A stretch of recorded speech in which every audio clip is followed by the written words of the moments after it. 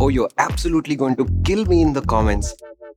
But the 250 Duke is a motorcycle that Honda should be thinking about making in India. Let me explain at least. What are Hondas to you? High quality, reliable, smooth performance, right? I'm not convinced how reliable and high quality Indian Hondas are, but the 250 Duke is smooth and it does have performance. And it has other charming qualities as well. Now, if you're already wondering how tight your pants need to be, what slippers will go with that, and what color your hair needs to be, let me give you the gist of the story so you can move on from this video to what's really important, what other people think of you. The 250 Duke is the best Duke for everyone.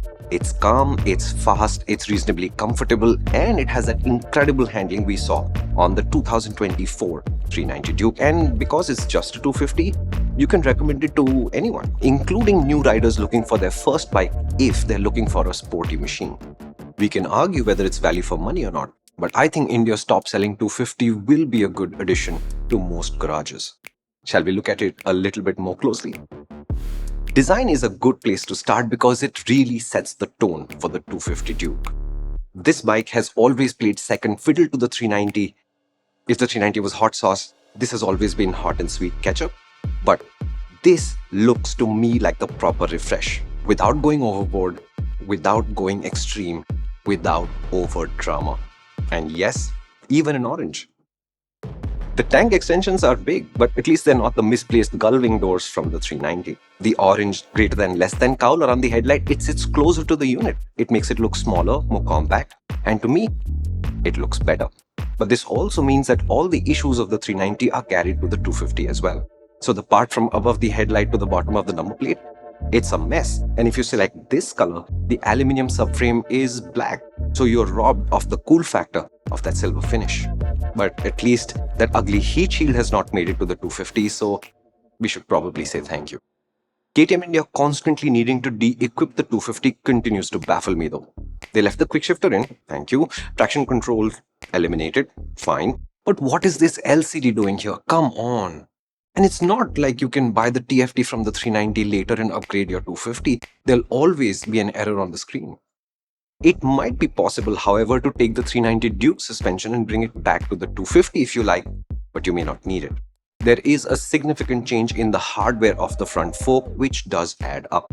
The setup is supple and it does do a great job of making small bumps disappear before switching to a much more sportier feeling as the speed rises or the bumps get larger. It's never uncomfortable.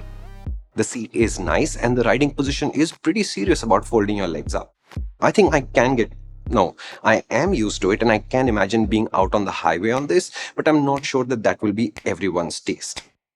And tip, if you're buying a new bike, don't spend money on the seat immediately. No air cushions, no gel inserts, no seat covers, none of this is required. To me, it's like you brought a puppy home and then you need a cosmetic surgeon to upgrade the puppy. Give new seats time. Many are quite underrated and there's not terrible seats everywhere you look.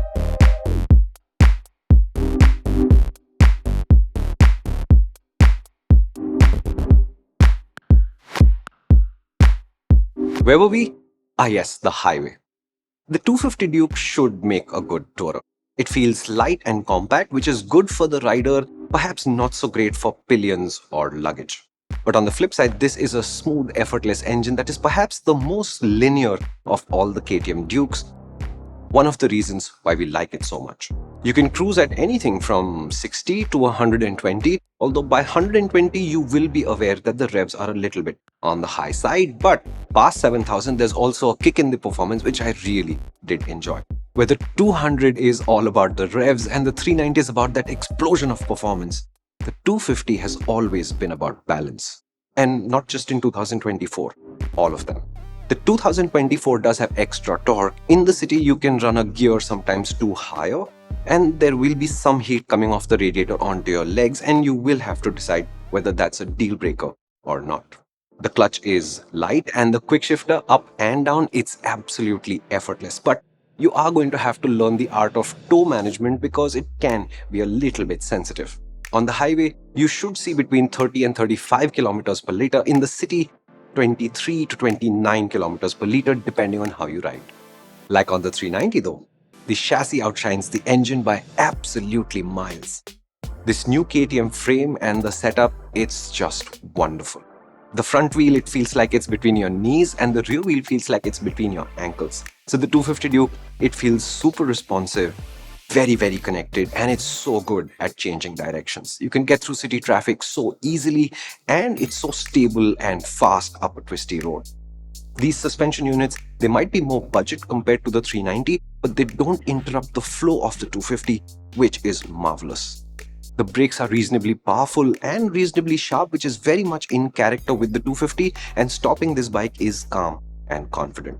These MRF tires, they are good enough, but if you do want an upgrade, Eurogrip Pro Torque Extremes or Michelin Road 5s or Apollo H1s in that order of sporty grip and feel. We've probably recommended the 250 more than any other KTM over the years because the 200 is kind of frantic and the 390 is utterly bonkers. The calmer sweetness of this 250 has always come without it losing that sense of verve that we expect KTMs to burst with.